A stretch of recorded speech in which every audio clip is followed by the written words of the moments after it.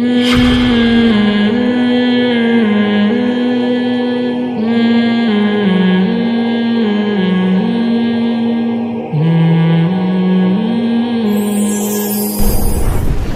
عثمانیہ جو 700 سال قائم رہی ہے اور یورپ سے بیت المقدس کی بھی حفاظت کرتی رہی اور یورپ سے مسلمانوں کا دفاع کرتی رہی، جب تک خلافت عثمانیہ تھی کسی نے بوسنیا کی طرف میلی آنکھ اٹھا کے نہیں دیکھا۔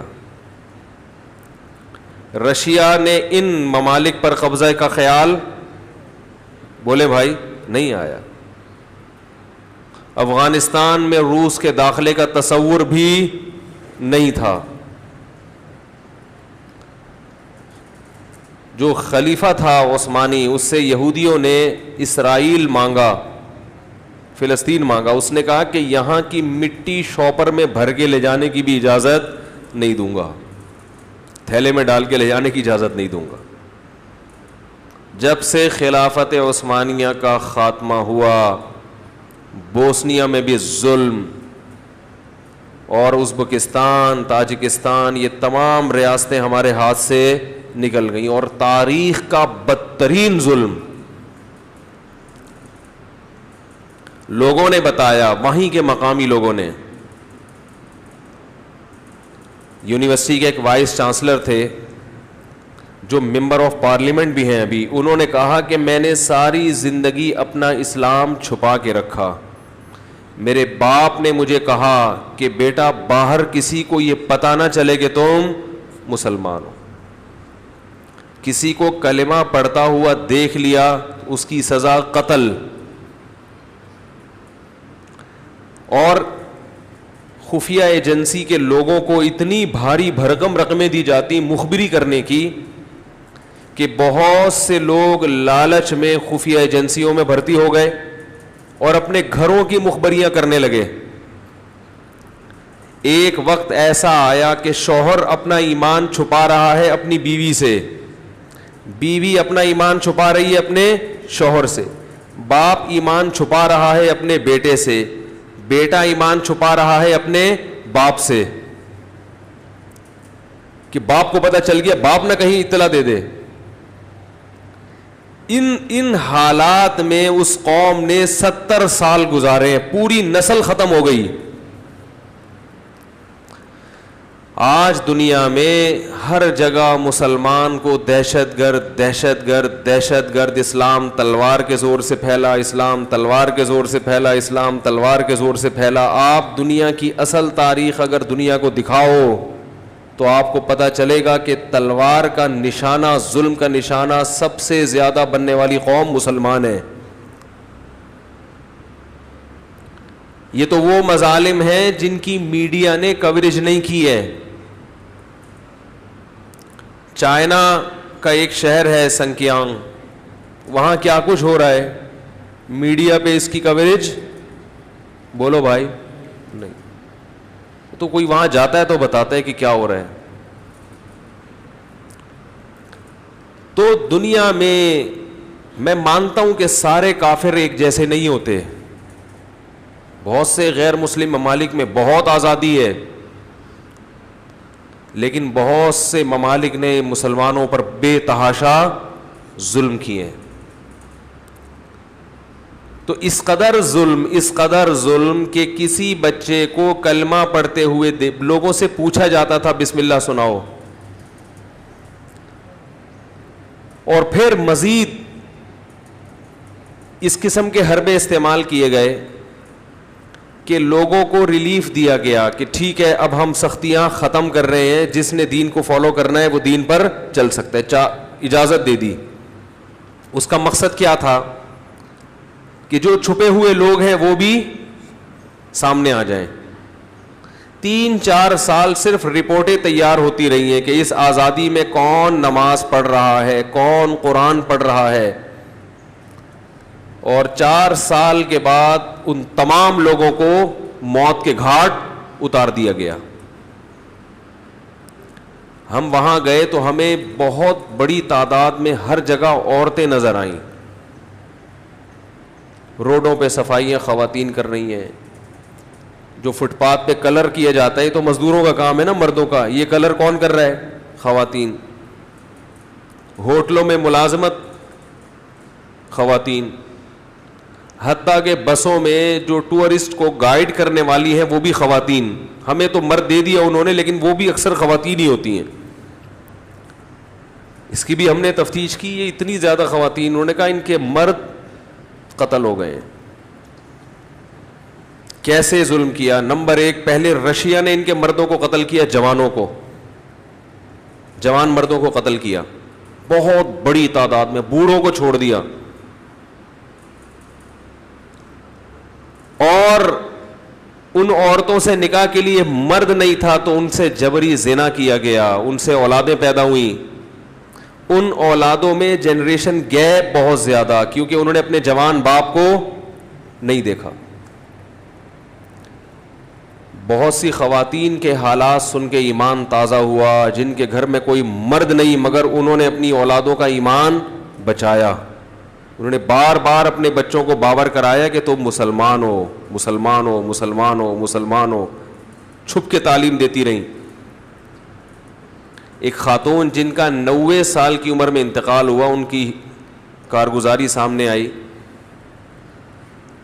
کہ پوری زندگی اپنے بچوں کو چھپ چھپ کے قرآن سکھاتی رہی, چھپ چھپ کے, اور موت کے وقت کلمہ پڑھا اور کہا کہ سب کو گواہ بنایا کہ میری موت کس پر ہو رہی ہے؟ ایمان پر. ہمیں اندازہ ہوا کہ ایمان کتنی بڑی نعمت ہے, کتنی بڑی نعمت. ان حالات میں انہوں نے ایمان کو نہیں چھوڑا. یہ مسلم ہے. تو قرآن کہہ رہا ہے کہ اگر خدا اہل ایمان کو لڑنے کا حکم نہ دیتا تو زمین میں کوئی عبادت گاہ بھی باقی نہ رہتی. تو اللہ نے محمد صلی اللہ علیہ وسلم کے ذریعے جو جہاد کا کام لیا, بدر سے شروع ہوئی ہے لڑائی, اور لڑتے لڑتے لڑتے لڑتے یہاں تک کہ رسول اللہ صلی اللہ علیہ وسلم نے فرمایا لا تزال طائفۃ من امتی ظاہرین علی الحق. آپ نے فرمایا میری امت کی ایک جماعت ہمیشہ حق پر غالب رہے گی, یقاتلون, اور وہ ہمیشہ لڑتی رہے گی یہاں تک کہ دجال ظاہر ہو جائے. اس وقت سے لے کر 1400 سال گزر گئے, تاریخ میں ایک لمحہ بھی ایسا نہیں آیا ہے کہ اسلام دشمن قوتیں کفر کو طاقت کے زور سے, اسلام دشمن قوتیں اسلام کو طاقت کے زور سے ختم کرنے کی کوشش نہ کر رہی ہوں اور مسلمان اس کے مقابلے میں کھڑے نہ ہوئے ہوں. اور اسی کی لیٹسٹ مثال جو ملتی ہے افغانستان ہے. پہلے رشیا نے ہاتھ صاف کیا, وہاں پہ جس ملک پہ پاؤں رکھا اس نے اس کو ہڑپ کر دیا. آپ کیا رشیا کی طاقت کو کم سمجھتے ہیں؟ اتنی بڑی طاقت, اتنی بڑی پاور. اور جس طرح سے اسلامی ملکوں کو اس نے ہڑپ کرنا شروع کیا, اس سے لگتا تھا کہ قرآن کی جو یہ آیت ہے کہ اللہ نے اس دین کو غالب رکھنا ہے قیامت تک, شاید یہ آیت صحیح نہیں ہے. کیونکہ رشیا, میں تو ان ملکوں میں جا کے میں نے اپنی آنکھوں سے دیکھا ہے, ازبکستان میں گیا, بخارا میں گیا, سمرقند میں گیا, انہوں نے بتایا کہ رشیا نے اسلام کو ختم کرنے کے لیے اتنا ظلم کیا ہے کہ اگر کسی کے وضو کا نشان بھی نظر آتا تھا اس کو فوراً قتل کر دیا جاتا تھا. وہاں میں نے لوگوں سے انٹرویو لیے, انہوں نے بتایا کہ ہمارے باپ دادا پہ جو ظلم ہوا ہے, گھروں کے اندر انہوں نے تہخانوں کے اندر شراب خانے کھولے, جنہوں نے اسلام کو محفوظ رکھنا تھا انہوں نے کیا شراب خانے کھولے, وہاں لڑکیاں لا کے رکھی تاکہ اگر چھاپا پڑے تو لگے کہ یہ کیا ہے, عیاشی کا اڈا, اور وہاں قرآن رکھ کے اپنے بچوں کو قرآن پڑھانا شروع کیا. انہوں نے اس طرح سے محفوظ کیا. پھر بھی اگر کسی کی مخبری, یہاں تک کہ اگر کسی بچے کو سلام کرتا ہوا دیکھ لیا جو السلام علیکم کہہ رہا ہے, اسے گرفتار کیا کہ تجھے یہ سلام کس نے سکھایا, اس کو قتل کر دیا ہے. یہ جو دنیا میں آج بڑے بڑے پاورفل کنٹری بنتے ہیں نا, جو دنیا کو لبرلزم کو براڈ مائنڈڈ بنو, ہر ایک کو اپنے جینے کا حق ہے, یہ جینے کا حق صرف ان کے اپنے لیے, دنیا میں اپنے علاوہ کسی اور کو یہ جینے کا حق نہیں دیتے. اس طرح سے ظلم کر کے کیا کیا ہے, اسلام کو ختم کرنے کی کوشش. اس کے بعد رشیا آیا کہاں, افغانستان. انتہائی غریب ملک, انتہائی پسماندہ ملک. افغانستان کی آرمی نے فوراً رشیا کے سامنے ہتھیار ڈال دی. آپ بتاؤ اگر آپ کے ملک کی آرمی اگر سلنڈر ہو جائے تو پھر لڑنے کی طاقت کا کوئی تصور باقی بچتا ہے؟ ساری دنیا نے یقین کر لیا کہ افغانستان کو رشیا نے زیر کر لیا ہے. اس وقت نہ امریکہ آیا نہ کوئی اور کنٹری آیا, ساری دنیا جانتی تھی یہ جنگ ہار چکے ہیں. لیکن وہی ہے کہ اللہ نے کیا فرمایا, لِيُظْهِرَهُ عَلَى الدِّينِ كُلِّهِ. ہمیں یاد ہے افغانیوں نے, ہم تو چھوٹے بچے تھے اس وقت خبریں سنتے تھے, جو لوگ وہاں سے لڑکے آتے تھے مٹی کے گاروں سے پھینکنا شروع کیے ٹینکوں کے اوپر. 100 آدمی ٹینکوں کے سامنے آ کے کھڑے ہو جاتے تھے, شہید ہو رہے ہیں, بالآخر ایک جا کے ٹینک پہ قبضہ کر رہے ہیں. اتنی قربانیاں دی ہیں کہ 16 لاکھ تو آفیشلی یہ رپورٹ ہے, حقیقت اس سے کئی گنا افغانوں کی پوری نسل کٹ گئی. اس میں ہر گلی میں لڑائی ہوئی, ہر محلے میں لڑائی ہوئی. یعنی اتنی پاورفل آرمی سے عوام لڑی ہے, عوام جن کو نہ اسلحہ چلانا آتا ہے نہ باقاعدہ ان کی کوئی ٹریننگ ہے. وہاں کے علماء, مدارس کے لوگ کھڑے ہوئے, یونیورسٹیوں کے, کالج, جس کے ہاتھ میں جو آیا انہوں نے اتنا لڑے ہیں شہادت. اور پھر اللہ نے آسمان سے ان کی مدد دکھائی, ان شہداء کے خون میں خوشبو سنگھائی اللہ نے ان کو. یہاں تک تھا کہ راکٹ لانچر کو وہ جانتے نہیں تھے کہ یہ ہے کیا ہے. اس میں پانی پیتے تھے, اس کا جو لانچر ہوتا ہے نا اس میں پانی پیا کرتے تھے. اتنی جانیں کٹی ہیں, اتنی جانیں کٹی ہیں. بالآخر چند سالوں کے اندر وہ روس جس کے بارے میں کہا جاتا تھا کہ اگر پنجہ گاڑ لے کسی کا باپ بھی اس ہاتھی کے پنجے کو اٹھا نہیں سکتا, دنیا کی غریب ترین قوم نے اس کے ایسے ٹکڑے کیے ہیں, ایسا اٹھا کے پٹخا ہے کہ اب دوبارہ افغانستان کے رخ کرنے کا وہ نام نہیں لے رہا. یہ اسلام کا اتنا بڑا معجزہ تھا جس پر افغان مجاہدین کو جتنی حوصلہ افزائی کی جاتی, جتنا اپریشیٹ کیا جاتا کم. لیکن جن کی عقلوں پہ, جن کی آنکھوں پہ جو ہے نا پٹیاں بندھی ہوئی ہیں, جو عقل پرست ہیں, وہ اتنے بڑے اسلام کے معجزے کو ماننے کے بجائے انہوں نے کیا کہہ دیا کہ رشیا اور امریکہ کی جنگ تھی. امریکہ کو, یعنی رشیا کو جو شکست دی ہے وہ کس نے دی ہے؟ بولو بھائی, امریکہ نے دی. حالانکہ امریکہ بہت بعد میں آیا ہے, بھاگتے چور کی لنگوٹی پکڑنے کے لیے آیا ہے وہ امریکہ, وہ تو بہت بعد میں آیا. اس نے جب دیکھا کہ یار یہ نہیں پنپ پا رہا یہاں پہ, ایک معجزہ ہو رہا ہے, وہ پھر آیا. تو ان لبرل لوگوں کو اللہ نے دکھایا کہ دیکھو دنیا کی ایک غریب ترین قوم جس کے پاس کھانے کو روٹی نہیں ہے, کیسے میں نے اتنی بڑی طاقت کو طاقت پر اس کو غالب کر دیا ہے. لیکن ہمارے جو پڑھا لکھا طبقہ ہے نا, عقل کے اندھے, انہوں نے کیا کہا کہ یہ کس کی جنگ ہے؟ یہ رشیا, یہ امریکہ, اور یہ امریکہ کی سازش تھی. اور حالانکہ امریکہ کا کوئی بھی فوجی وہاں جا کے لڑا نہیں ہے, بعد میں آ کے انہوں نے تعاون کیا جب دیکھ رہا ہے کہ یہ واقعی یہ رشیا یہاں جنگ جیت نہیں سکتا. افغانوں نے رشیا کو شکست دی ہے. دیکھو افغانوں کی قربانی پہ پانی نہ ڈالا کرو. افغانوں نے بہت بڑی جنگ لڑی ہے سوویت یونین سے. رشیا نے مختلف ریاستوں کو نگلنا شروع کیا تھا. ازبکستان کھا گیا, آذربائیجان کو بھی کھا گیا, وہاں کے مسلمان نہیں ٹھہر سکے اس کے سامنے. بہت طاقتور تھا, بہت ظلم کیا اس نے. اسی نیت سے آیا وہ افغانستان. لوگ کہتے ہیں امریکہ اور روس کی جنگ تھی, تو اس وقت کیوں نہیں چھڑی گی جب آذربائیجان میں روس آ گیا تھا؟ اس وقت روس اور امریکہ نے جنگ کیوں نہیں چھڑ دی؟ نہیں یار, یہ سمجھ میں کیا کریں بھائی. جب ترکمانستان پہ روس نے قبضہ کیا تو اس وقت امریکہ نے جنگ کیوں نہیں چھیڑ دی؟ رشیا کے مقابلے میں کیوں نہیں آ گیا؟ ہوا یہ ہے کہ جب افغانستان آیا رشیا, اور اس نے افغانستان میں بھی مکمل تسلط قائم کیا, تو اس کو یہ خواب و خیال میں بھی نہیں تھا کہ مجھے یہاں سے واپس جانا پڑے گا. کیونکہ اس نے سوچا تھا میں اتنی بڑی بڑی ریاستوں کو ہڑپ کر گیا, اس کو بھی ہڑپ کر چکا ہوں. یا تو شروع میں ہو جاتا نا بھائی, شروع میں لڑ کے مجھے گھسنے ہی نہ دیتے, اب تو گھس کے ہر محکمے پہ قبضہ کر لیا میں نے. افغانوں نے الحمدللہ غلیلوں سے اور پتھروں سے لڑائی کا اور آغاز کیا. وہیں کے مدارس کے علماء, طلبہ اور جو لوگ دین سے جڑے ہوئے تھے. افغان آرمی بھی کس سے مل گئی تھی؟ رشیا کے ساتھ. حکومت بھی اس سے مل گئی. ایسے موقع پہ اسباب کی دنیا میں لڑنا ممکن نہیں ہے. مگر افغانوں کی عظمت کو کروڑ مرتبہ سلام. 16 لاکھ سے زیادہ انسانوں کی قربانی دی اور روس کے تسلط کو برداشت نہیں کیا. اور وہ ہاتھی جو اپنے پنجے گاڑ چکا تھا, اس ہاتھی کسی کے اوپر پاؤں رکھ کے کھڑا ہو جائے نا تو منت سماجت کر کے تو اس کو ہٹایا جا سکتا ہے. ہم نے یہ منظر دیکھا ہے تھائی لینڈ کے جنگلات میں. ہاتھی جب سامنے آگے کھڑا ہوتا تھا نا تو وہاں ہوش ہوش کرنے پر پابندی تھی, ٹھیک ہے نا. جیسے بلی آ جائے نا ہش کر کے بھگاؤ, کتا ہے تو آپ ہوش ہوش کرو, ڈر جاتا ہے. ہاتھی جب غصے میں ہو اور سامنے آ جائے تو وہ ہوش ہوش سے یہ نہیں کہ چل یہاں سے بھاگ, وہ ایک سونڈ لہرائے گا اٹھا کے پھر. اس کا طریقہ ہوتا ہے امن شانتی کے ساتھ تمیز سے. آپ ایسے کھڑے ہو جاؤ اور قومی ترانہ شروع کر دو بہت, کیونکہ وہ تو ہاتھی ہے, اس کے لیے قدم آگے رکھنا آسان ہے, قدم اٹھانا مشکل ہے. اور آپ اس کے قدم کو ایسے اٹھاؤ ہاتھ سے پکڑ کے, وہ تو دوسرا قدم بھی رکھ دے گا. رشیا کو سفید ریچھ کہا جاتا تھا, سفید ریچھ. ظلم اور بربریت کی داستانیں قائم کی تھی افغانستان میں. اللہ افغانوں کو جزائے خیر دے جنہوں نے اتنی قربانیاں دی ہیں, اتنی قربانیاں دی.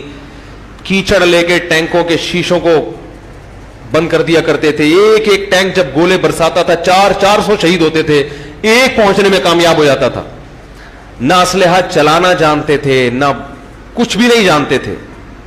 غلیلوں سے ڈنڈوں سے وہ جانتے تھے. انہوں نے کہا کہ ہم خدا کے وجود کا انکار کرنے والا اس کو اپنے ملک میں برداشت نہیں کریں گے.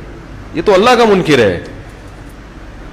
میں یہاں پاکستان میں ایسے چرسیوں سے بھی ملا ہوں جو چرس پیتے ہیں مگر وہ روس کے دور میں لڑے ہوں. میں نے کہا یار تم تو چرس بھی پی رہے ہو, لڑ بھی رہے ہو, یہ کیا ہے بھائی؟ وہ ایک آدمی اس سینما گھر کی لائن میں کھڑا ہوا, کہہ رہے ٹکٹ دو. کیوں بھائی؟ کہہ رہے مجھے نماز کی دیر ہو رہی ہے, جلدی دو بھائی. بولے یار نماز کی دیر بھی ہو رہی ہے, فلم بھی دیکھ رہا ہے.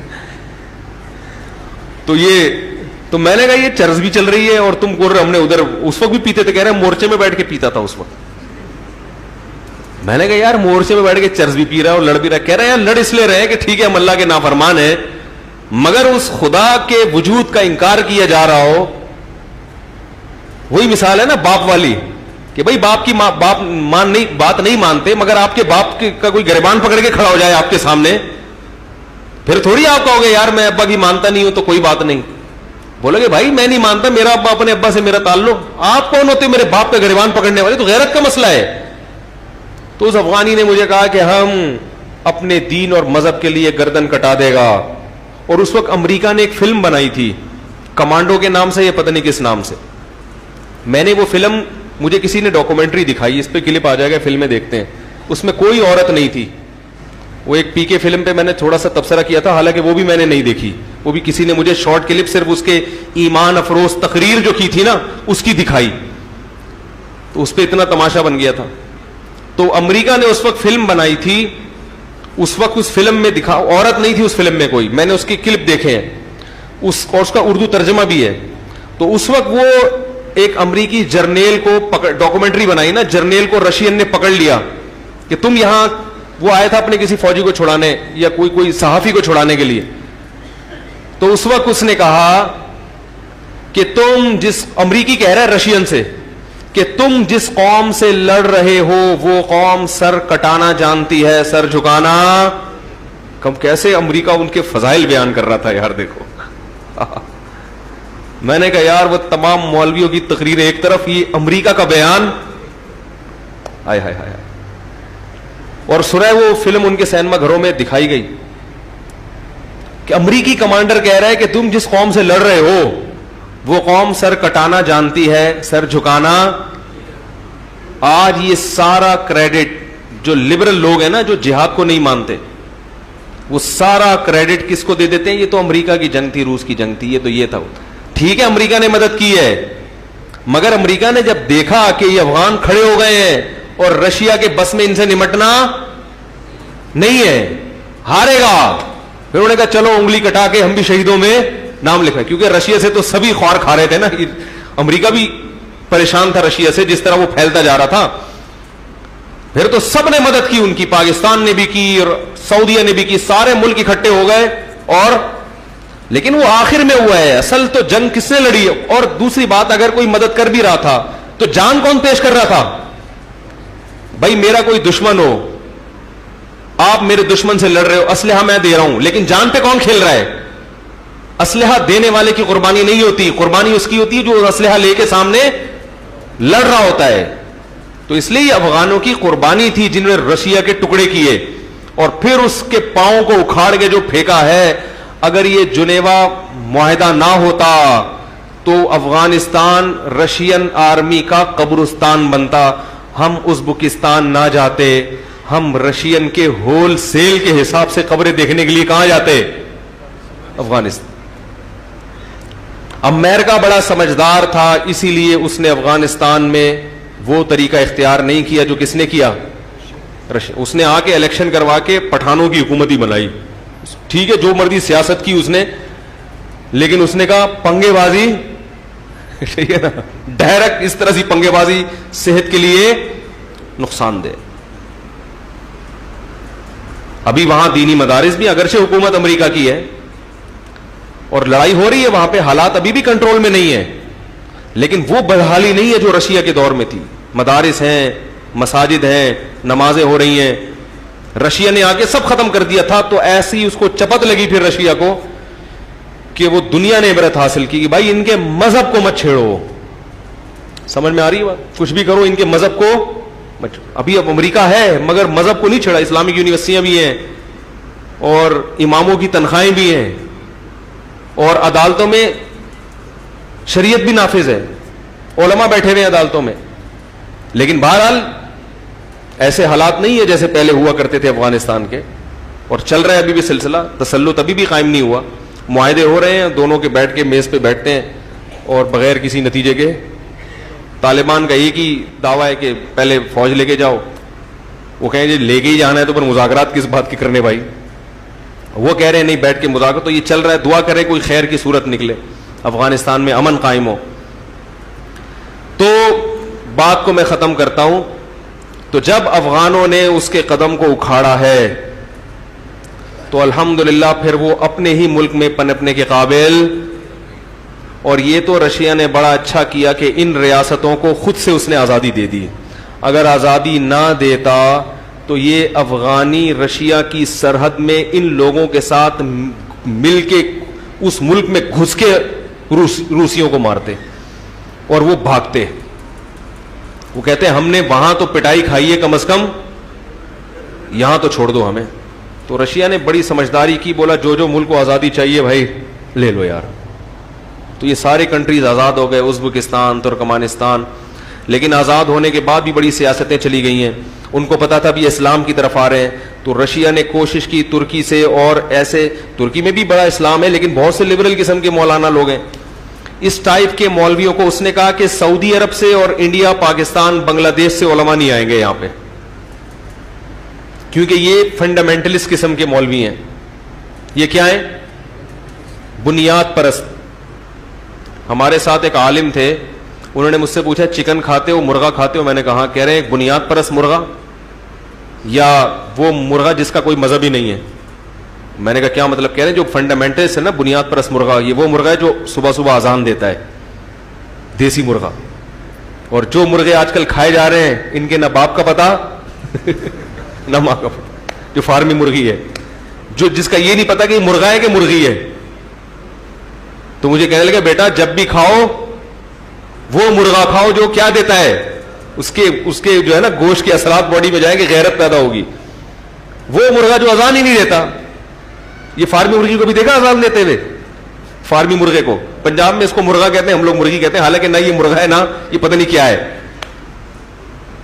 اور یہ جو دیسی مرغے ان کی نسلیں ہوتی ہیں, ہے بھائی, نسلیں ہوتی ہیں ان کی.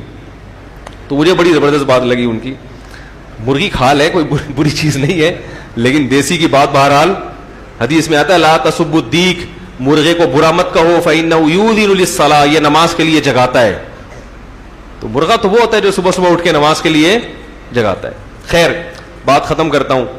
تو اس نے کہا کہ یہ بنیاد پرست قسم کے جو مولوی ہیں یہ یہاں نہ آئیں. تو ایسے لبرل لوگ آئیں جو لڑکیوں سے اختلاط کو بھی جائز قرار دیں اور ان سے وہ بس لبرل قسم کا اسلام جس میں 2-4 نمازیں بھی آ جائیں تو کوئی مسئلہ نہیں ہے, سب آزادی. تو اس طرح کے لوگوں نے وہاں کے کلچر کو خراب کیا. الحمدللہ علماء کی بڑی جماعتیں گئی ہیں, حضرت مفتی تقی عثمانی صاحب گئے اور بڑے بڑے علماء, یہاں ہم جس دورے پہ گئے وہاں بھی بڑے علماء تھے اس میں الحمدللہ. تو اللہ کا شکر ہے وہ لوگ بہت تیزی کے ساتھ دین کی طرف آ رہے ہیں. اور ایک اچھی بات ان میں ہم نے یہ دیکھی, وہاں قبریں تو پختہ ہیں جو حکمرانوں نے بنائی ہیں جو غلط ہے, لیکن قبروں پہ بدعتیں نہیں ہیں, قوالیاں نہیں ہیں, قبروں پہ سردے نہیں ہیں, قبروں کو چوما چاٹی نہیں ہے, قبروں پہ وہ جو بیٹھ جاتے ہیں لوگ اعتکاف کر کے, اس ٹائپ کی چیزیں نہیں ہیں. میں کہہ رہا تھا اتنے بڑے بڑے بزرگان دین اگر پاکستان میں ہوتے تو کیا حال ہوتا, کیا لنگر ہی چل رہے ہوتے صبح سے شام. تو میں کہہ رہا تھا کہ اللہ کرے یہ لوگ کسی بدعتی کے ہتھے نہ چڑھ جائیں. ابھی تو بالکل فریش لوگ ہیں, وہ اسلام کی طرف نئے نئے آ رہے ہیں, تو کہیں ایسے کسی ہتھے نہ چڑھ جائیں جو ان کو بدعتوں میں ڈال دیں. اللہ تعالی ہمارے ملک کی بھی حفاظت کرے,